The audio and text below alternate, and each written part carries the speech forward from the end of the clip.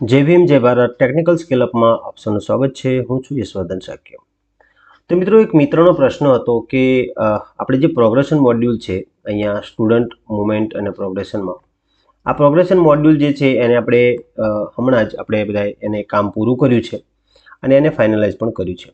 તો એ મિત્રનો પ્રશ્ન હતો કે પ્રોગ્રેશન મોડ્યુલ ફાઇનલાઇઝ કર્યા પછી અત્યારે જે શાળામાં બાળકો ભણી રહ્યા છે એમાંથી કોઈ સર્ટી લઈને જાય આપણી શાળામાંથી તો એને આપણે આપણી શાળામાંથી કેવી રીતે એને રિમૂવ કરી શકીએ અથવા આપણે એને કેવી રીતે બતાવી શકીએ કે ભાઈ આ બાળક હવે શાળામાં નથી। તો મિત્રો આના માટે એક તમને સરસ મજાની એક એની રીત બતાવું છું, જોશો બધા। ભવિષ્યમાં તમારે પણ કદાચ કંઈક કામ આવી શકે છે। તો મિત્રો એ જ અહીંયા આપણે જોવાનું છે। પ્રોગ્રેશન મોડ્યુલ આપણું પૂરું થઈ ગયું છે અને આપણે ફાઇનલાઇઝ કરી દીધું છે। હવે કોઈ બાળક આપણા સ્કૂલમાંથી ટીસી લઈને જાય છે તો આ જ ઓપ્શનની અંદર તમે અહીંયા જો ટ્રાન્સફર સર્ટિફિકેટ મોડ્યુલ અહીંયા એક આપેલું છે, નીચે તમે જોઈ શકો છો। એની પર આપણે ક્લિક કરવાનું છે અને અહીંયા તમારા સ્કૂલમાંથી જે બાળક સર્ટી લઈને ગયું છે એ બાળકનો અહીંયા આપણે સ્ટુડન્ટ પેન નંબર આપણે અહીંયા લખવાનો છે।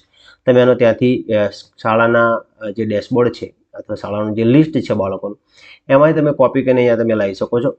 એને તમારે અહીંયા ગો ઉપર ક્લિક કરવાનું છે અને ગો ઉપર ક્લિક કર્યા પછી નીચે તમે જોઈ શકો છો કે અહીંયા આ તમને ઓપ્શન અહીંયા જોવા મળી રહ્યા છે। હું તમને થોડું ઝૂમ કરીને બતાવું એટલે તમને ખબર પડશે। આ તમે જો અહીંયા લખેલું છે left school already with TC, issue new TC અને માર્ક ડ્રોપ આઉટ। તો આમાંથી તમારી શાળામાં એનો જે પ્રશ્ન હોય મતલબ કે જો ટીસી લઈને ગયું છે તો આપણે એને નવું ઇશ્યુ ન્યૂ ટીસી આપેલું છે તો અને માર્ક ડ્રોપ આઉટ હોય તો આ ત્રણ ઓપ્શનમાંથી આપણે અહીંયા જે સિલેક્ટ કરવાનું છે। પરંતુ એ પહેલાં આપણે અહીંયા શું કરીશું, student general profile must be completed before marking him as having left school already with TC mark drop out. તો આ બાળકને સૌથી પહેલાં આપણે એનું જે જીપી છે એ જીપી આપણે એને ક્લિયર કરવાનું છે, મતલબ કે એનું આપણી જીપી જનરલ પ્રોફાઇલ છે એની ભરી દેવાની છે। જનરલ પ્રોફાઇલ ભરેલી હશે તો જ એ બાળકને તમે અહીંયાથી લેફ્ટ કરી શકશો। તો અહીંયા પેન નંબર જે અહીંયા સિલેક્ટ કરવાનો છે આપણે નાખવાનો છે, ગો કરવાનું છે। બાળકની બધી વિગત અહીંયા આવી જશે।